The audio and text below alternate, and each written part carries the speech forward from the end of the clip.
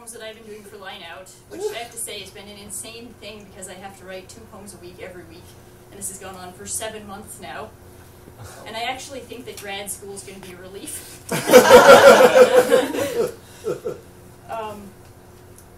If a well-dressed Victorian lady burst out of the floor in your basement and said, "Excuse me, can I ask you a question?" Would you call poison control about the bottle of Robitussin you just drank? Would poison control call you and tell you you're smart and your hair looks good? Because I would. You should take your shirt off.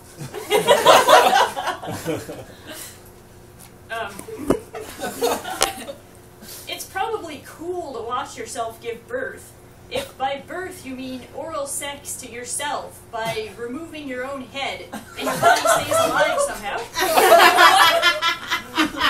But if you're overly concerned with what is cool, it can seem contrived.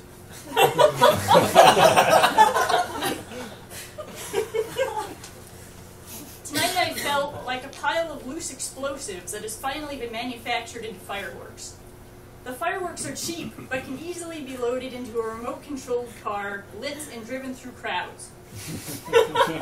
I used to just put my feet in 2 remote-controlled cars and stand alone in my apartment with the doors locked, so no one could come in and use me to blow themselves up.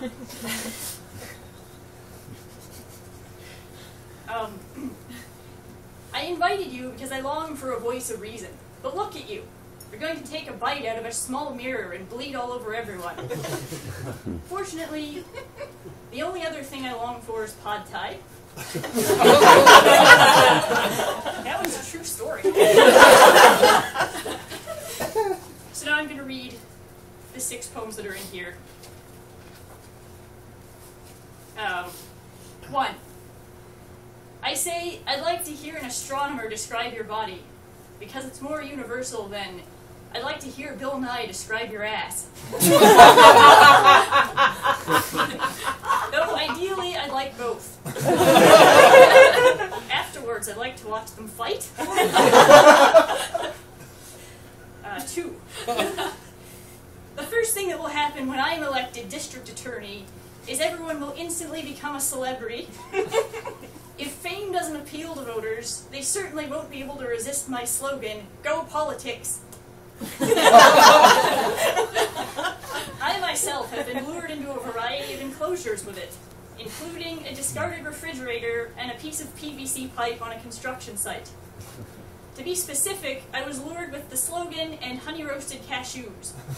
But in my opinion, either is compelling enough by itself.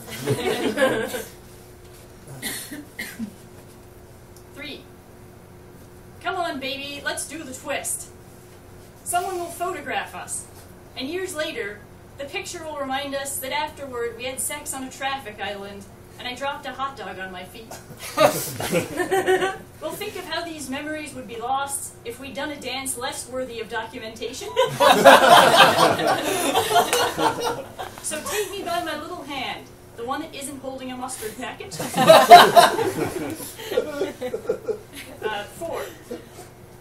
Science has determined that ghosts exist, and whenever anyone says or a dead relative is writing their brain, wearing only a cowboy hat. This is the only known way the dead manifest themselves. The truth is, the only reason research ever ceases is that cowboy hats make science uncomfortable. I have 2 more. 5. I learned from a website how to make a disposable razor from common household items. If I made my own razor, I would shave every hair off my body. When I do something, I do it until everyone is bald.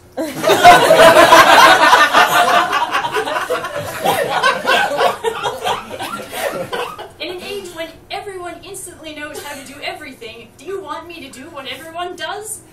Do you want it done fast, or do you want it done until you're completely hairless? 6. The only reason I like language is that it makes it possible to outline meanings that are impossible to express directly, creating for a moment an illusory sense of owning them. This is why I hate naming poems. Meanings that can be stated directly are unworthy of ownership, and naming something forces to express what it is. For this reason, I decided to simply name poems after other things I like. If I had to name this poem, I would call it Boobs, Boobs, Boobs, J. Hawkins.